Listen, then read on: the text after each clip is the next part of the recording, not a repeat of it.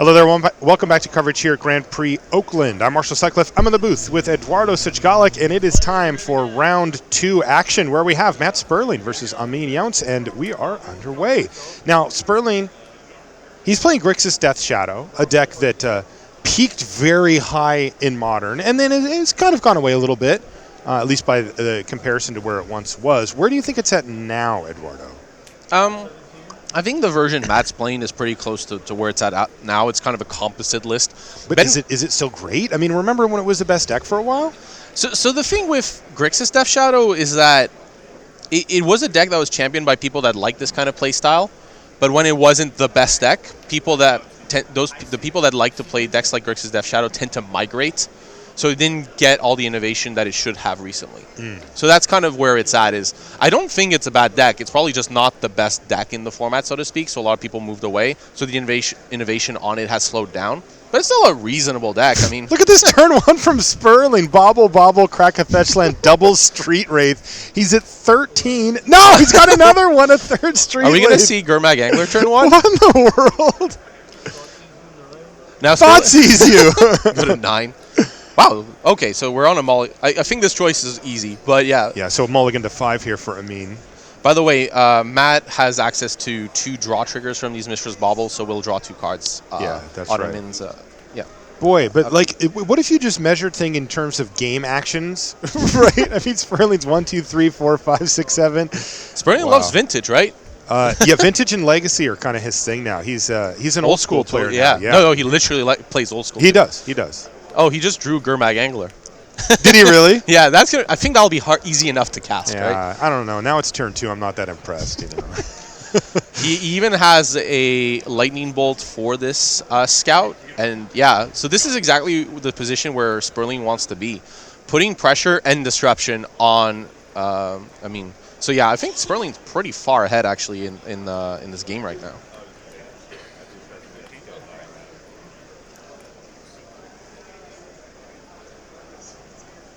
But it really depends on what Amin can draw off the top, right? Sperling does have the information of the card that he just drew because of the Mishra's Bauble last turn. He won't know exactly what the card that is coming up now is, but yeah, you can see Matt going to 6. The life total here, not kind of an indicator of who's ahead, but in a weird way. The Grixis Death Shadow deck wanting to be at a low life total in order to play a 1-mana, essentially Death Shadow being a 13/13 that gets -X for each life point you have. So at that point with 6, the Death Shadow would be a 7/7. But Gurmag Angler is a good secondary threat. You can see here a 1-mana 5/5. Is that good? Yeah, it's pretty good. Okay. Especially when your opponent has nothing. Has absolutely nothing and is on a mulligan to 5 after getting Thoughtseized on turn 1. 2-minute giant players, 2-minute giants. Your tournament is now starting at the black. Gathering points black. Yeah, having to Boros Garrison the old-fashioned way. Not where you want to be with the Amulet Titan deck. But yeah, the Titan deck really, what it wants to do is accelerate its land drops. That's why it's playing Sakura Tribe Scout. And without that ability, I mean, Matt is going to be very far ahead since it's going to be hard to catch up. If Matt drew a land, the line might have been to go something like Snapcaster Mage Lightning Bolt to put on more pressure, but without a land, this Thoughtseize makes sense. And yeah, taking the Titan, and yeah, that is a very slow hand. Leaves Amin with simply lands back, and of course, these bounce lands are extremely slow when you're playing them at normal speed. Matt Sperling firmly in the driver's seat here to take down game number 1. He had a significant advantage being on the play and with his opponent on a mulligan to 5, but he's been able to capitalize on that quite nicely. Yeah, between the disruption and the pressure, Matt is just taking over this game really fast. Has access as well to, if with a land, a Snapcaster Mage plus Lightning Bolt for a little bit extra damage. Has access to Dismember. Even at 4, Matt can just pay 1 more mana. So it's going to be relatively trivial, I think, for Matt to take this one down, unless Amin drew something like Azusa. But we will see like kind of what was drawn this turn. He would need to go like Azusa, dump his hand, draw a Titan, something like that? Okay. Yeah, another threat from Sperling seems like it would just about end the game, but... Yeah. Something, you know, like a Temur Bowel Rage would also cut a turn off, which is really good in a spot like this. It looks like nothing here for Amin. Passes a turn back. After playing that cavern. Yeah, Matt is just going to happily attack and keep the game in this position. Ooh, Serum Visions from Sperling. That's why you see human name, by the way, is, like, essentially was thinking, do I name Giant for the Primeval Titan, do I name Human for the Azusa?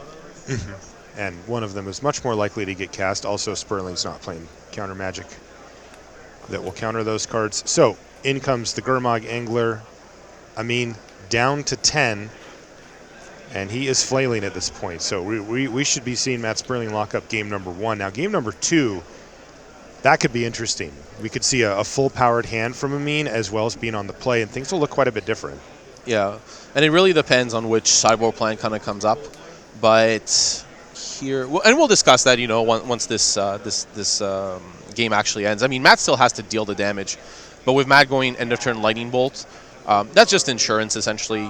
Matt having and here comes Snapcaster Mage, Lightning Bolt, and that's all. And that's going to do it. So, a relatively easy victory there for Matt Sperling with a really explosive turn 1, right? Look, it wasn't about what he put on the battlefield, but it was about getting his life total low, getting through a bunch of his deck. One of the things that people I think overlook a little with this deck is with the deck Sperling's on is how small the list is in terms of actual action cards, right? Yep. There's so many cantrips and cards that cycle that you end up having this little grouping of cards that really matter, and every other card just gets you to that for either 1 or 0 mana. Yeah, and it's very similar to strategies that you might be familiar from if you play Legacy or Vintage or are a fan of those formats, Brainstorm, Ponder in those formats. Here, you don't have as good a card as that, but, Street Wraith goes for your deck, Faithless Looting, Mishra's Bauble, Serum Visions, Thought Scour. All these cards, dig deeper, so you don't need as many frets because you will eventually draw 2-1, and you only need 1 or 2 frets to lock up a game. Especially against a deck like this. Yeah, totally. Against a deck like this, all you want is 1 Fred with a ton of disruption, and it's very hard for them to come back because the disruption will lock them out of anything relevant. Now, if you want to see kind of the Amulet deck take over, what they're going to do, especially post-board, we're not going to see Reclamation, Sage, or Braid. Spell Pierce, usually not for a matchup like this, tends to be... It could be, but not really a card you would want to board in against decks like Griff's Death Shadow. On the play, maybe sometimes, but you have a lot of tap lands. It's not actually easy to have an extra blue mana. So if you're thinking of something like Spell Pierce against a Thoughtseize early on, Rurik Far Unbowed, however. That's a problem. If that lands, that is usually bigger than the frets that Matt can play, and there's not really an answer. So if that lands off something like a Cavern of Souls, that will usually just end the game. Rurik Thar is a problem. Yeah, that is a problem.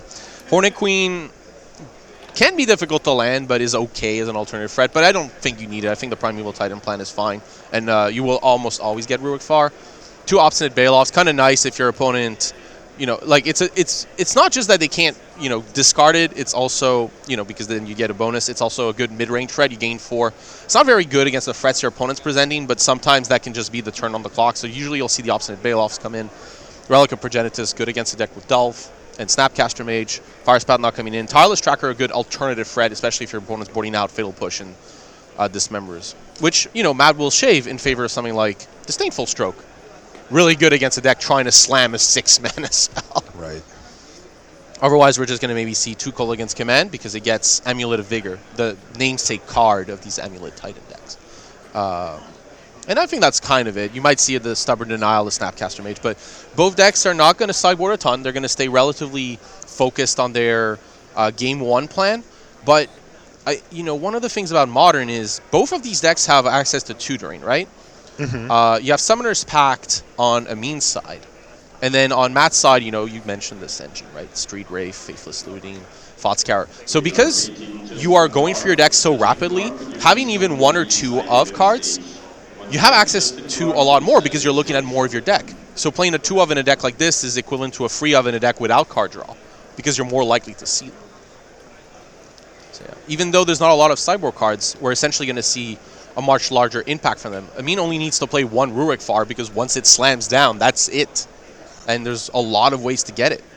You can transmute a Tolera West for a Summoner's Pact. Mm-hmm. But yeah, for Grixis Death Shadow, this is really fast clock and disruption. And for Amulet Titan, it's gaining time and slamming down a big threat. That's what it's going to boil down to. Sperling's rocking his vintage T-shirt here.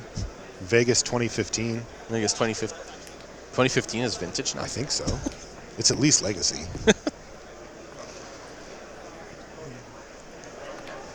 2015. That is not that long ago. It was forever ago. That was 4 years ago. I'm trying to remember what was that. Was that Modern Masters 1 or 2? Did they even have Magic back then? I think so. Probably.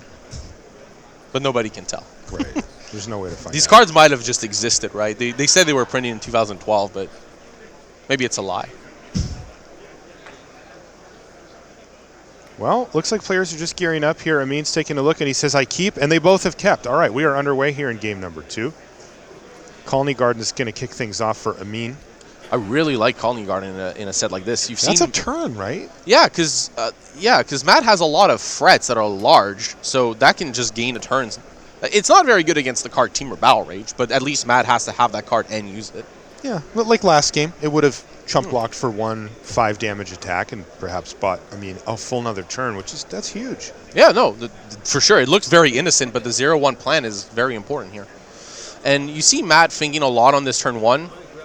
Most decks, you might be, especially if you're coming from standard, turn 1, there's not tons of action you could do. But in modern, especially Grixis Death Shadow, turn 1 is a very active turn. So yeah, you see here that Obstinate Bailoff, and wow. There's a lot of different things Matt could take here. It's actually hard. It depends really on Matt's hand, since these cards are all contextual depending on what Matt has in hand. So it's hard to say what will be taken apart from not Obstinate Bailoff. You wouldn't go for that one? No. But it's a 4/4. Yeah, I would rather not face that. Very big. But one of the things that is so strong about Amin's hand here is being able of playing something like Simic Grove Chamber or Silesian Sanctuary, getting back Colony Garden, and getting a bunch of plants and just buying a ton of time. Sure. And Matt doesn't really have much to do about it. This particular hand does not allow Amin to do that, but also cast Azusa when he'd like. Is that correct? He's got 2 bounce lands left, so... Yeah, a lot of... This hand is very slow, though, so... Right. Depending on Matt's hand, you could take either Azusa or the Tribe Scout. Taking the Summoner's Pack is the other angle. Essentially, I guess Matt, if Matt had no disruption against these kind of mana accelerators, then you would take the kind of big spell and then hope that Amin runs out of lands. Like, Amin would have the ability to play a bunch of mana, but it wouldn't really matter. All right, well, Amin's going to play his Scout, play a tap land, pick up the Colony Garden, and pass the turn back to Sperling. Matt's updating hand information because it does change with those bounce lands cards going back to hand. There's a Street Wraith off the top now for Sperling. He finds himself up a game here in round number 2. Both of our players sitting at 1-0 in the tournament. And there's that Street Wraith hitting the bin, knocking Sperling's life total ever lower. This is a good thing for Sperling, by the way. It might look bad, but... Untapped Steam Vents does the same. Yeah. The whole point of the deck is to get your life total lower. I've certainly lost games of Magic with this deck because my life total wasn't low enough. Yes. Rather than the reverse. Which is so weird, but also really cool. Yeah, so Matt here deciding to cycle the first Street Wraith just to get more information, fire off the Serum Visions, and keep the second Street Wraith. Essentially, with the perspective, I can draw whatever card I scry with Serum Visions and cast it this turn. So what we're likely going to see Matt do here is play the cycle the second Street Wraith and draw this Serum Visions and play it off the top and set up the next couple of turns. This is the slower start from these Grixis Death Shadow decks. When they don't have everything, they just kind of have to focus on setup. I think Matt has a lot of action, so apart from frets, there was a Gurmag Angler. Matt was looking definitely for something else, though. The land would have been interesting there, since having access to additional mana might have been actually pretty useful with Snapcaster Mage in hand. Sure. Plant number 2 hits the battlefield here for Amin off of that Colony Garden once again. And are we going to see... Oh. So Secure Tribe Scout's ability can be used at any time. Yeah. Oh, yeah, sorry. Matt deciding to bring in a Braid as kind of a card to hedge against both Tribe Scout, Azusa, and Amulet of Vigor. That seems nice. Yeah, it's a good hybrid card there. Are we going to see it here is the question. And the answer is, doesn't seem so. He wants to get a threat on the battlefield, so he's going to play Gurmag Angler and pass the turn back to Amin, who on end step is going to activate that Sakura Tribe Scout. And once again, we're going to see that plant making a Colony Garden back in his hand. It'll hit the battlefield at some point for a third time. Gemstone Mine was the draw step there for him. Yeah. And Matt passed the turn here. A lack of black mana to do something like Fozzie's on top of this Gurmag Angler, but also that way gets to keep Stubborn Denial, which is essentially a 1-mana negate with a Gurmag Angler in play. But Matt has to play the long game. Matt knows that there's going to be a lot of plants, so Matt was looking for more frets in order to put pressure, because one fret is going to take forever to get through this wall of plants. So Matt kind of in a need to get more frets down. I mean, and yeah, this Baloth can just come into play. I mean, now the Death Shadow deck does want to lose life, but only so much. And it's going to be hard for Matt to be aggressive without another threat, because then Amin can just attack with the Obstinate Baloth. Yeah, but it gets interesting now because the Baloth looks kind of outclassed here, does it not? Facing a 5/5 Death Shadow is almost always going to be bigger than a 5/5 by the time it attacks. Yeah. So yeah, here, and that's very true. But the thing is, then if you do, like, I mean, if you're staying defensively, then that's true. But if you're trying to attack, then Amin can just block with a plant and attack back with Baloth. So Matt is in a position here of having to block. And even though Matt has access to a lot of action and Amin doesn't, Amin has a ton of time, and Fozzie's is not that great. So, I mean, it only takes... and there's a Hornet Queen, and it only takes a really good draw from Amin to take over. So that's why I think Amin has the advantage here. He's managed to get himself a lot of time. Was Hornet Queen the really good draw you were talking about? I mean, does that count? That seems definitely great, right? Yeah. Yeah, I mean, Matt has an answer in that Disdainful Stroke, and he'll counter it, but Amin has, time. So Matt's going to... The thing is, though, with 2 Snapcaster Mages, it actually gets pretty close. What Amin really wants is a Teleria West for Cavern of Souls. Okay. Or just to draw the Cavern of Souls straight up. Yeah. By the way, plant token's doing overtime here. Oh, yeah. Right? I mean, they're effectively preventing Matt from getting any attacks going, because every time he does, he gets in for 0, and Amin gets in for 4. Yeah. So he's just sitting back, and here's a Braid to at least stem the bleeding a bit. Yeah. Matt using the Abrade on the Scout, it doesn't look that great, especially since the Scout's already done the work. But Matt's mana is constrained, so decides to just fire off the card rather than wait. Yeah, take the Hornet Queen. I think with a Disdainful Stroke, it's actually a little closer to Matt, but Amin is still ahead. Because Disdainful Stroke with Snapcaster Mage at least gets rid of 2 threats, barring Cavern of Souls. But yeah, again, time is on Amin's side. Matt, without an additional threat, cannot put on pressure, since you could just attack back with that Obstinate Baloth. Yeah, 4 plant tokens doing work. There's Azusa Lost but Seeking, although at the moment, she's not really turboing out much here.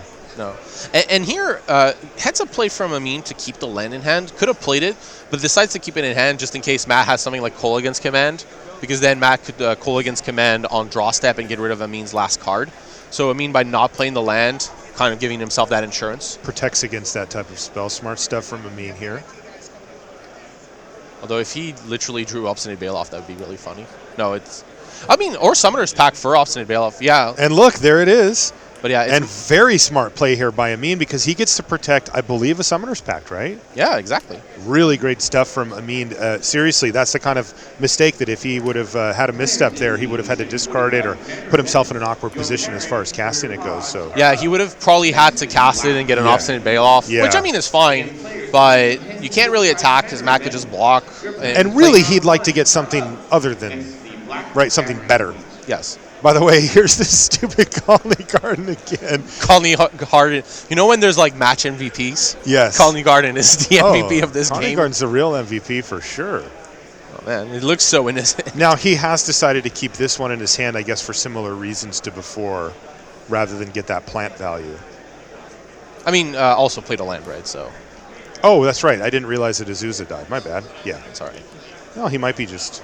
He might have wanted to play it then. It's all good. You get your plant tokens the slowest way possible. Yeah, I mean, with 4 of them on the battlefield, the 5th one isn't under incredible. It's not necessary. I mean, Super Battle Rage is fine with a Death Shadow, but it certainly won't do a job on a Gurmag Angler here. With Death Shadow, though, it could. It's a lot of damage. Potentially. Amin draws his card for the turn. Looks like it was another Bailoff. No, I think it was Primeval Titan and already has that Summoner's Pact. This could be a big turn. All right. Let's see what kind of fireworks Amin can put together for this turn. Well, he's decided just to pass the turn back. I think just trying to wait to try to get a Tolaria West. Yeah, he wants to try to get Cavernous Souls on the battlefield, I think.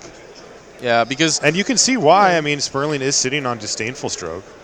Yeah, just worried about a counter and has access to a ton of mana. Also, you mentioned it before, there's no pressure. He has yet to be attacked this entire game. Yeah, this is why I think Amin is ahead, is Matt can't put pressure. And, now, but this does turn on Sperling's discard effects, right? Sure, so that's true. But the thing about that is I don't think that Amin has him on those type of cards because Matt has just continued to pass the turn back with a bunch of mystery cards in hand, and it's kind of getting to be obvious, I believe. All right, well, here's Ancient's turns. Maybe you can find it the good old-fashioned way. I mean, Matt is at 4, so Thoughtseize is starting to look really dicey. Yeah, that's a good point. Sperling's considering using Stubborn Denial, and he's going to do it. It makes sense since Sperling can't really do much about the card that he's worried about, which would be Tolaria West, and this gets, I mean, very close to it. Yeah, might as well fire that. You could fire Summoner's Pact here. With Matt having this Disdainful Stroke in hand, I'm kind of okay with this resolving and stroking and taking 2 of Amin's turns. The problem is without pressure, you're not actually, that turn you're gaining is not doing much, which is kind of a shame. Matt really needs a Death Shadow. A second threat of any type would be fantastic here for Sperling. Yeah, but he's needed that for a long time. Yeah, but I think at this point it's not even any threat. You really need Death Shadow because of the time that's passed. Yeah, and the Temur Battle Rage combo. Yeah, and then you can Snapcast for the Battle Rage. So I mean, Matt can take over, but really needs a Death Shadow quickly. I think there were a few turns where any threat would have been good enough, but now we're starting to get to the point where you really need a Death Shadow. So Sperling tanks it out a little bit on the Summoner's Pact itself and decides, well, you're going to get something that I can counter anyway, so I'm going to let you do it. Yeah, and then you have to pay 4 mana, right? So. Right, and that's exactly what happens. It is Primeval Titan now for Amin. He's going to tap 6 mana worth of lands, and that's going to get Disdainful Stroked. Yep. So send that thing packing, and Sperling has got to feel like pretty happy about that transaction. He's dodged that bullet, though. Amin does have another. Yeah, there is another Titan in his hand. Yeah, but this is going to take 2 turns, right? Because you have to spend 4 mana. Actually, I say that. Amin has access to a lot of mana right now. 9. Actually, with a land, Amin could pay for the Summoner's Pack and then play a Primeval Titan. So it's not even certain that Matt has an extra turn for free. To be fair, though, with Snapcaster Mage's Disdainful Stroke, Matt has at least access to an answer. And yeah, Disdainful Stroke does a lot of work in the modern format. You need a card that can kind of deal with a variety of these big threats because Tron exists and it's very clean at it. Oh, Dismember. Oh, wait a second. Dismember might be a way to go through, but the problem is Matt has to pass since Matt's life total is low, so you have to Dismember for free. And Matt, seeing that Amin has access to so much mana, prefers having Snapcaster Disdainful Stroke and only playing it, when he's going to win. But that Bojuka Bog. Oh, Bojuka Bog. Exiling Matt Sperling's graveyard and really forcing the issue with this Snapcaster Mage situation. If he wants to get any value at all, it looks like Kolagon's Command is his thing. That was a big draw from also, Amin. I'm curious. So he has 2... He has 1 Polluted Delta? No, those are both Watery Graves. All right, so currently not taking any damage off of the mana that he has on the battlefield. So he can go for the Kolagon's Command here. But he just says, fine. Yeah. And then on end step, I assume he's going to use the Dismember to kill Obstinate Bailoff. And now he can finally start turning his creature sideways. That thing has been on the battlefield since like turn 2. Finally it gets in. But yeah. And a plant dies. Matt, 2 Snapcaster Mages aren't going to do the job. Interestingly, using the Battle Rage... Oh, yeah, right. This makes sense. Using the Battle Rage because without access to a lot of...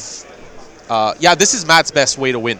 Essentially, Matt is going for Death Shadow, Temur Battle Rage, but with Amin at 24, it wouldn't work. So uses his Snapcaster Mages, and this might be really close because the lands come into play tapped. Now, Amin would be able to play Primeval Titan, but the lands coming into play tapped is going to mean that, well, Amin can't give this Primeval... Actually, might be able to give the Primeval Titan haste. 1 second. if you got a Bounce Land and a Slayer's Stronghold, you could also get a Tolera West here, but I felt like you could give it haste, but I'm not sure that's actually that good with a Death Shadow. So deciding to get Tolera West. Let's see, what can Amin get? By bouncing Tolera West, Amin can have access to an Engineered Explosives, but would need another untapped land to activate it, since it would be blue, black, let's say, with that Bog. So that would leave you with a floating green mana, which would cast the Explosives, but then you can't sacrifice it. So I think, actually, Sperling might have taken this one. I don't know that... A little theft here by Sperling. He's hanging around the whole time, and then all of a sudden jumps out with the Teamer Battle Rage, and then a Snapcaster Teamer Battle Rage. Yeah, because... could end this thing. Yeah, because Amin, next turn can deal with Death Shadow, but I don't think can do it this turn. And as a result, Matt is going to probably take this with Battle Rage. Let's see, Matt is at free? Yes, he is. So that's a 10-10, so 20. I mean, there is a line where Amin can chump block with the Titan. But even then, Matt would only have to lose 1 or 2 life, which probably is trivial. Let's see, Snapcaster Teamer Battle Rage. It would just require most card in Sperling's deck. Fetch land or something. Yeah, this is really close, but I think Matt is probably going to take this one down. I think Amin is going for the best line, which is to transmute this Tolera West. There's definitely an argument to not transmute the Tolera West this turn, by the way, just because then you can kind of protect it against this card. But next turn, you can attack with the Titan or... No, there's another plant token. Is there enough? Yeah, so decides not to transmute the Tolera point? West. That's correct. And make another plant. But yeah, I mean, Matt is going to turn them sideways. That was Kolagon's command off the top of the library. Not clear that that matters much at this point. Not really here. Let's see. Matt would probably attack with... Actually, attacking with both is... I mean, the thing is the Angler doesn't really have much value since it just gets blocked by a plant anyways. Mm-hmm. The Death Shadow... I mean, if the Death Shadow gets blocked by a plant, then Matt takes this one down. So it'll be 19 trample, and there's not much that Amin can do. But if the Primeval Titan jumps in the way, then that would be 14 damage, and Amin would be alive. He would be alive, but would he have a realistic avenue to victory at that point? With Matt at free? Yeah, with no Titan. Right, you know, because I mean, I'm sure that Amin is aware of the fact that another Teamer Battle Rage would kill him, but if he chooses to chump block, is he just losing anyway is the question. I'm checking, but the Hornet Queen was the best answer to that question, but with the Hornet Queen being Thoughtseize from earlier... Is there only one? Yeah, I think Matt's got this on the lock, but it's really close. I mean, no, because Amin could transmute for Engineered Explosives. Okay. So there's definitely an argument to go to 1, lose the Titan, and hope for the best. Okay. But Matt, having access to that Kolagon's command, is going to lock it up. Right. That's the thing. Amin would try to gain more time, but yeah. So Matt probably here just attacking with Death Shadow. Attacking with Angler doesn't have too much value. Amin could also block with a few more plant tokens in order to... It's not quite, though, right? If he blocks with all 4 of them... Maybe not all 4. You'd block with, like, say, 2 or 3. You'd want to be at 4 life because Lightning Bolt is a card in Matt's deck. Okay. Wow, what a crazy game. Yeah, I mean, this... numbers, says Amin. He's now counting, and boy, he's going to have to get this math exactly right. The question is, can he find the block with the Primeval Titan to give himself at least perceived outs here? And this is why you see this block. So, yeah, 2 plants blocking and 2 plants not blocking, so this would put Amin to free. So he's playing around Kolagon's command, but not Lightning Bolt. But Lightning Bolt would be unlikely to be in Matt's deck post-sideboard. It does, you know... And, yeah, Matt here heads-up play. Don't play the Battle Rage. Yeah, sure. You want to chump block with your best card? Go ahead. Actually, I'll take it. I'm not sure about that. The Battle Rage might have been correct to do because you know that Amin has access to Tolera West. So that would have put Amin to free. And then you could Kolagon's command and then turn after that Snapcaster Kolagon's command. Plus the Snapcaster Mage would be lethal. But yeah, you can transmute as well for Walking Ballista, I guess. Walking Ballista? Is that lethal? Yeah, so that's He's at 3. Amin found the line. Just wow. Get the Walking Ballista and take over. Wow, good stuff from Amin. Really impressive. I suppose if you're going to do that, you do play around Lightning Bolt as well, right? But still, really impressive stuff for Amin there. Nice job. Yeah, I figured out to block with the Titans. The plan was to get Walking Ballista, and Matt didn't really have an answer. All right, that was a sweet game of Magic. It was indeed. Yeah. So now we're going to get a game 3 between these two, Matt Sperling and Amin here. And boy, that was a nice one. Amin really didn't put up much of a fight in game 1 after mulliganing into 5, but found the line with a chump block with Primeval Titan, playing around the Teamer Battle Rage that happened to be in Matt Sperling's graveyard. Really great stuff. Yeah, that was really heads-up play on a number of turns from Amin, for sure. Like, for example, not discarding that summer, like keeping the Forest. That didn't look like much, but it was useful against Kolaghan's command. It sure was, and that's what Sperling had. Yeah, and because of those plants and the Bailoff, Matt just couldn't get through the plants, could not deal extra damage. The Snapcaster Mages were stuck in hand. They never really had an opportunity to get played. And as a result, Amin took over. That's what happened, right? Like, the deck just wants more time because the threats they're drawing are so much more powerful.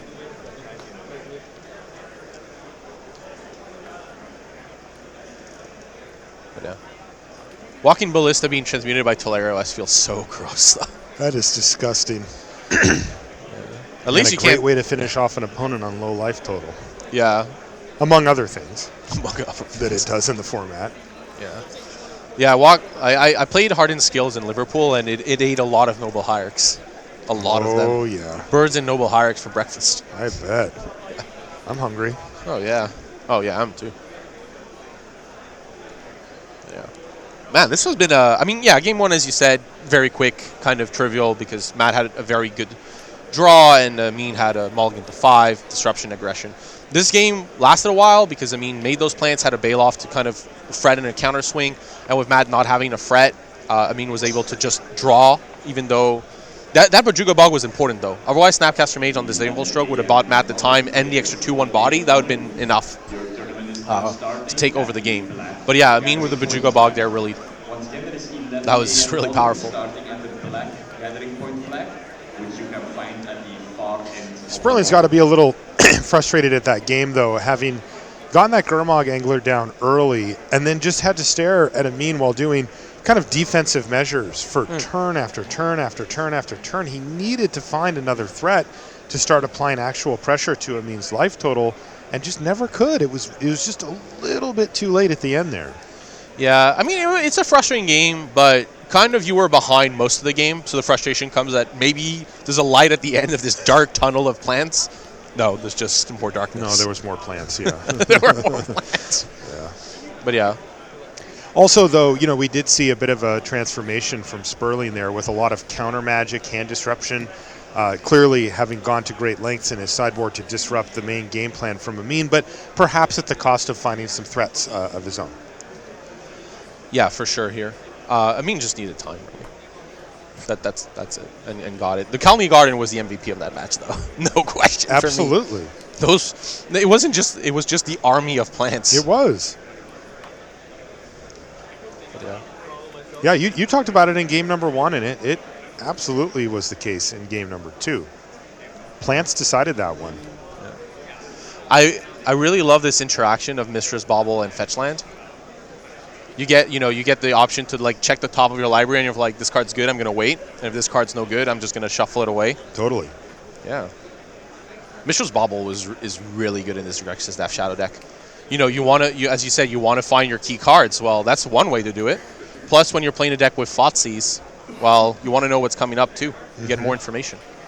The coolest interaction though, you Mistress Bauble their library, and if you don't like your card, you Thoughtscour them. Oh, that's great. That is great. I've done that against Dredge once. Oh, geez, really? It was Faithless Looting. It had to go. I see. It's the only card you do pretty much. I was going to say, let's count your Dredge opponent is not recommended, but... It was the right play. No, I totally believe you. So Sperling has set up a scenario where he's got a Street Wraith and a Thoughtseize on top of his deck. So he gets to go Street Wraith into Thoughtseize now, and he has Thoughtseize at the ready. Kept Fiddle push in to deal with Azusa, Tribe Scout. It also deals with Bailoff cleanly, which is a big reason to have that card. Oh, sure.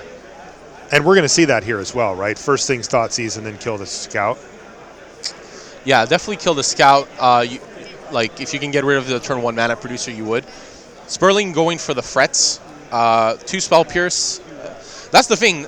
That's why Spell Pierce for me is always a really difficult card to have in a matchup like this. Your opponent's probably going to get a discard spell through because you don't have that many untapped blue sources. And at that point, they know about them, so they have a lot less value. They can still be good, right? Like, you could still do Titan with a Spell Pierce up. So. And there's the Fatal Push to kill the Secura Tribe Scout. So here it is, Ancient Stirrings. One of the key cards to the deck, and let's see what Amin can find with it. Well, a Colony Garden is going to be better than a Force in this spot, so that's an easy choice. The other cards are all green. So Colony Garden game. Just call it right now. Colony Garden in the game. Yeah, full advantage bar to Amin.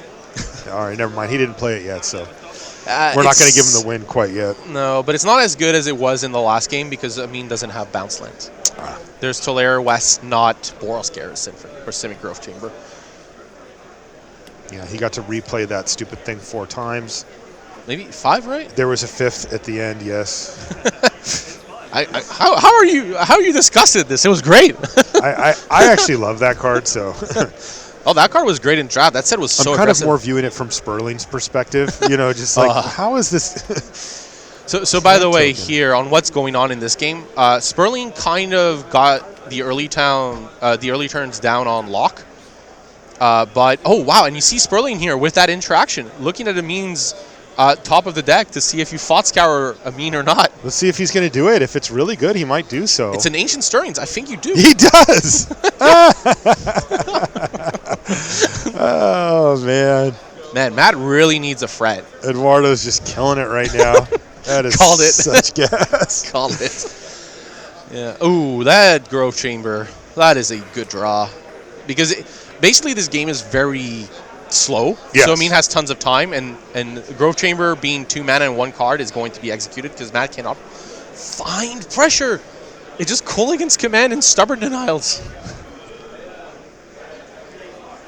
Culligan's Command not exactly doing much here. Yeah, Matt can't find pressure. If Matt finds a threat, then those Stubborn Denials become live, and Matt can take over. But without it, Amin is just going to... Oh, and Bajuga Bog killing... Wow. Oh, the graveyard here. Big play here.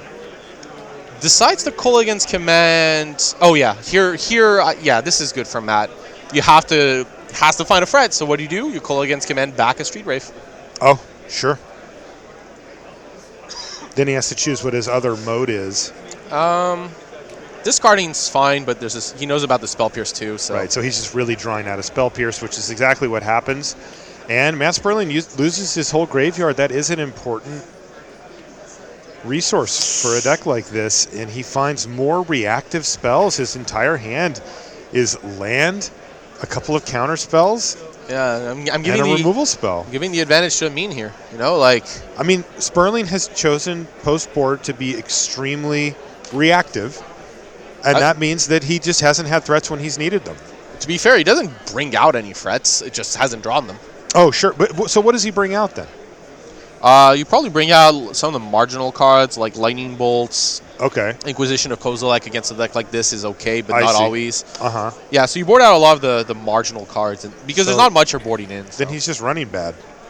It's fine. It happens, right? Like your draw spells aren't Ponder and Brainstorm. It's They're fine Thought for Scour. but yeah. The Mishra's Bauble, right? Like that is true. You're working with dregs. What would be dregs in Legacy? That's a good point. Yeah. By the way, Amin going for the Bajuka Bog value here. He picks that up rather than the Colony Garden this time. Yeah, fires off a Dismember. Mm-hmm.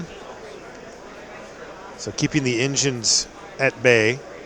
Oh, no. 3 Stubborn Denial. Triple stubbies in hand here for Matt Sperling, and he is going to need to find a threat, and he's going to need to do it quickly because Stubborn Denial at this point is really not doing a whole lot. I mean, it depends. Well, Amin is at 5 mana, so and they're all tap lands, so Amin also can't really do much this turn. I mean, you could find something. You could transmute the Tolaria West, but yeah. I mean, even like Stubborn Denial for 1 on Summoner's Pack, it doesn't counter it, but Amin would have to pay for it, so at least it buys Matt turns. Okay. Which could be important. But Matt really needs to draw a threat of some sort. Turn those denials from one of the worst force spikes into... Well, it is a little awkward for him, though, right? Because even if the threat that he happens to draw is a Gurmag Angler, he's only got the one card in his graveyard right now. And if he finds a... Two fetch lands helps a lot. Sure. But then, Amin's tap lands mean that it's going to be hard to follow up, like, say, Primeval Titan with a But he would still have to tap out, right? So bog away to Dismember. All right, well, it's gone anyway. And getting worse. I think here we're going to see Amin transmute a Cavern of Souls. Since that's an untapped land, plus it means the Titan can't be countered. So it pays through a Stubborn Denial for the pact. Or not, decides not to go for it. I think that's... the Tolaria West has a lot of value, but I'm surprised here not to just get a Cavern. Sperling's going to crack both fetch lands here and drop his life total down to 6. Then again, yeah, you don't... Yeah. I mean, you also have Pact of Negation. You have a lot of backup. Just decides maybe that Tolaria West has more value. Well, he finds a Thoughtseize off the top of the library. Not the worst. Not a threat, but at least he gets to see what's going on and force the issue a bit here on Amin. Yeah, and I think that's the problem. Not a threat. It does get the Summoner's Pack, which is important.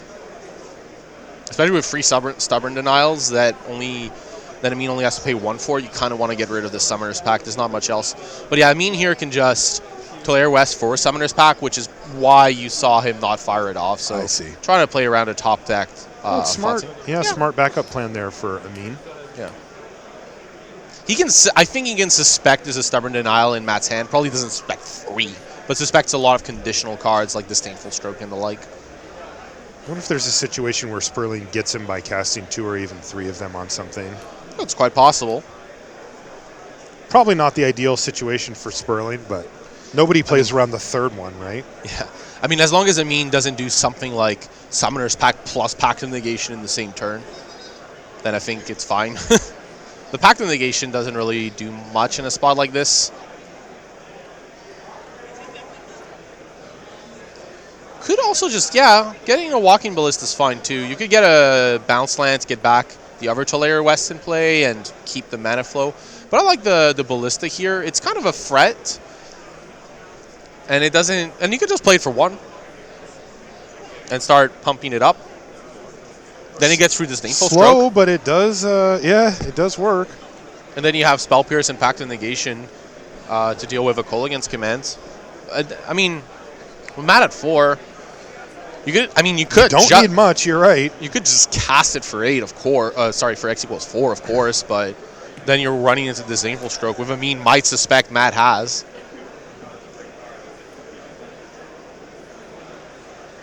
Slayer's Stronghold. Oh, just runs it out. This is a good time. I mean, it's actually going to work for him, and it means that Sperling's dead next turn with no answer. Yeah, this is... He found Snapcaster Mage off the top of the library. That doesn't do anything. There's no graveyard, remember? Well, I mean, can he block? It gets pinged. Does he still lose on the spot? He's got 2, 3, 4, 5, 6, 7 mana.